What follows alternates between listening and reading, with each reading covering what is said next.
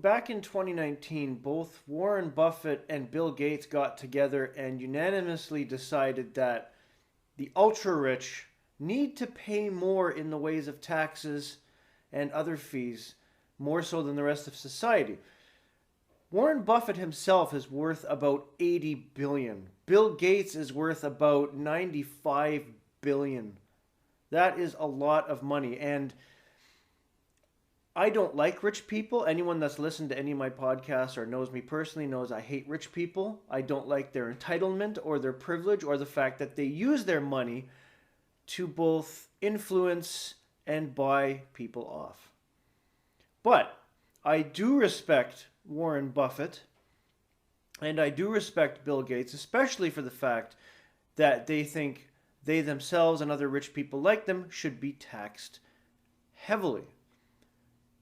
Total agreement with this. If you have millions or billions of dollars, you are able to pay more in taxes and you should pay more in taxes. And I've been having this debate with a couple of friends of mine recently, most notably on Facebook. And in doing so and in presenting my own argument, I also want to parlay that here. And I want to present to you the Canadian federal income tax structure and the brackets. So, people that make up to $49,020 a year are taxed 15%. If you are between $49,000 and $98,000, you are taxed 20.5%. If you make between $98,000 and $151,000, you are taxed 26%. If you make between $151,000 and $216,500, you are taxed 29%. The bracket ends at $216,000 annually and above at 33%. Now, to put this in perspective, I bring home about $31,000 a year after everything. I am below a livable wage. Now, I'm not complaining so much about the livable wage. I did change careers at the beginning of this year and started back out at the bottom. I have received a raise since then, and I'm on pace to get another one next year, but I will still be under the livable wage bracket. Just barely at that point next year, but I will still be underneath it. I am getting taxed 15%. A friend of mine, who might not be a friend for much longer because of the way he rubs things in, makes about $98,000, $97,000 or $98,000 annually, plus his perks, and he is in that bracket where he only gets taxed 20.5%. So to put that in perspective, he makes over 3 times of what I do, but only has to pay an additional 5.5% in taxes. And this is all federally, of course. I'm not getting into the provincial taxes. The fact that someone can make 3 times the money that I do and only get taxed an extra 5.5%, if anything, I should only be taxed federally 10% or less because I'm under the livable wage marker. Someone that makes 3 times more than me annually or beyond, instead of being taxed 20.5%, that should be 30.5%. That should be another 10% tacked on there because they can afford it. Think about it. With that example, someone making more than 3 times what I make, but they only pay an additional 5% in taxes, that's ridiculous. Then you start going back up the brackets. Whoever's between the $98,000 and $151,000 only getting taxed 26%, that should be between 36 and 39%.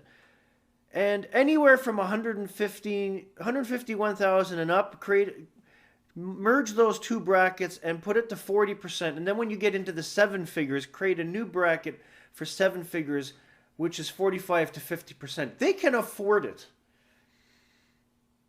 If someone's making in the 7 figures, if they're pulling in $2 million a year and you're taxing them 40 to 50%, that's still $1 million a year or more, 1.1 to 1.2 million out of the $2 million they're making a year. That's so far beyond livable, it's not even funny. And then you have the other flip of the coin where said friend that I mentioned earlier, who does make 3 times more than me, says, oh, it's hard to live off that. No one told you to buy a brand new truck. No one told you to buy a house. No one told you to buy the other toys you have. It all comes down to living within your means. I live within my means. I have strict budgets and I'm still struggling. I'm getting close to food bank usage. I've cut back on anything I can hope to cut back for. I got rid of TV. I got rid of expensive cell phone. I kept internet because I need internet more than the other services. I don't have a home phone. And I'm not really making ends meet. I'm not exactly sure how I'm getting by at this point.